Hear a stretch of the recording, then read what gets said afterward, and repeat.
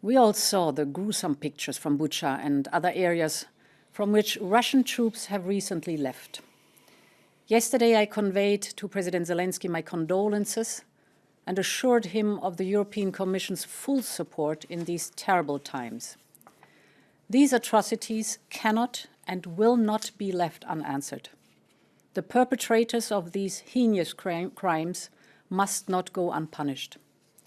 The European Union has set up a joint investigation team with Ukraine. Its task is to collect evidence and investigate war crimes and crimes against humanity in Ukraine.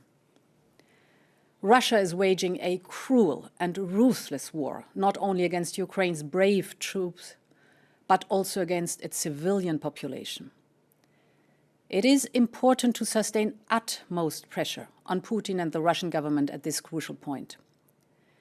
The 4 packages of sanctions have hit hard and limited the Kremlin's political and economic options. We're seeing tangible results, but clearly, in view of events, we need to increase our pressure further. So today, we are proposing to take our sanctions a step further. We will make them broader and sharper so that they cut even deeper into the Russian economy. This 5th package has 6 pillars. First, we will impose an import ban on coal from Russia worth 4 billion euros per year. This will cut another important revenue source for Russia. Second, a full transaction ban on 4 key Russian banks, among them VTB, the 2nd largest Russian bank. These 4 banks, which we now totally cut off from the markets, represent 23% of market share in the Russian banking sector. This will further weaken Russia's financial system. Third, a ban on Russian vessels and Russian-operated vessels from accessing EU ports. Certain exemptions will cover essentials such as agriculture and food products, humanitarian aid, as well as energy. Additionally, we will propose a ban on Russian and Belarusian road transport operators. This ban will drastically limit the options for Russian industry to obtain key goods. Fourth, further targeted export bans worth 10 billion euros in areas in which Russia is vulnerable. This includes, for example, quantum computers and advanced semiconductors, but also sensitive machinery and transportation equipment. With this, we will continue to degrade Russia's technological base and industrial capacity. Fifth, specific new import bans worth 5.5 billion euros to cut the money stream of Russia and its oligarchs on products from wood to cement, from seafood to liquor. In doing this, we also close loopholes between Russia and Belarus. Sixth, we take a number of very targeted measures, such as a general EU ban on participation of Russian companies in public procurement in member states, or an exclusion of all financial support, being in European or national, to Russian public bodies, because European tax money should not go to Russia in whatever shape or form. Finally, we are also proposing further listings of individuals, which HRVP Joseph Borrell will explain to you. But this is not all.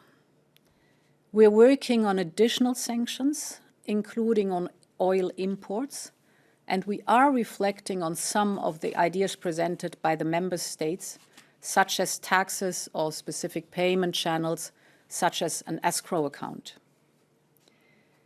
Today, more than 40 countries apply sanctions like these. To take a clear stand is not only crucial for us in Europe, but also for the rest of the world. A clear stand against Putin's war of choice. A clear stand against the massacre of civilians. And a clear stand against the violation of the fundamental principles of the world order. Slava Ukraine. The European Union's position has been very clear. We will continue to advance the sanctions as long as the Russian aggression continues. We are today submitting a proposal for more sanctions to further cripple Putin's war machinery following the atrocities committed by the Russian armed forces in Bucha and other places under Russian occupation in Ukraine. We continue to follow with horror the brutal siege of Mariupol and these haunting images of large number of civilian deaths and casualties and destruction of civilian infrastructures. This adds to reports of inhuman and degrading treatment by the Russian occupation forces on the civilian population in Ukraine. They show the true face of this war, the war of Kremlin against Ukraine and its people.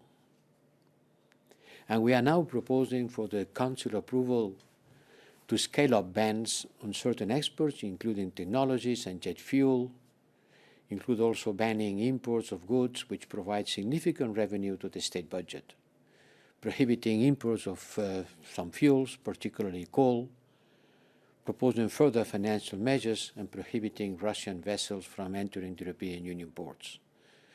The President of the Commission has elaborated in detail on these sectoral sanctions.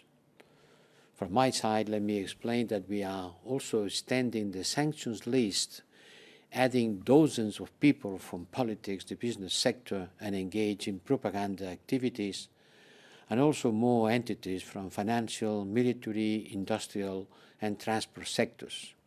And among them, 4 important banks, Russian banks that will not only be taken out of the SWIFT system, but also forbidden of taking any kind of activity and participating in any kind of transactions inside the European Union.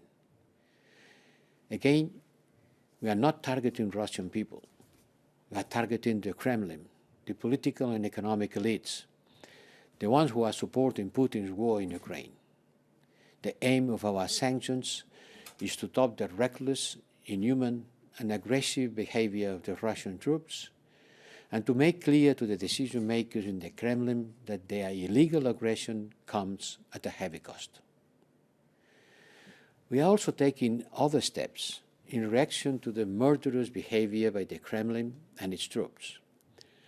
The Russians' illegal and disruptive actions against the interests and security of the European Union and the European Union member states, including breaching the 1961 Vienna Convention on Diplomatic Relations, are not staying without a firm response.